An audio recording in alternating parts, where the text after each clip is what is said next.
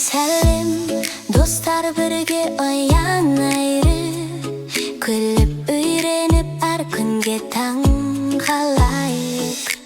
Ата-ана айтса тыңдаймыз, қауіпсіздікті біз білеміз. Білмейтін адамға ермейміз, жоқ деп айтамыз, қауіптенеміз. Жануарға мейірімді бол, қол созбай оларға жақсылық көрсет. Достарға көмектесеміз, бірге күлеміз, жақсылық пен мейірімділікті бірге орындаймыз.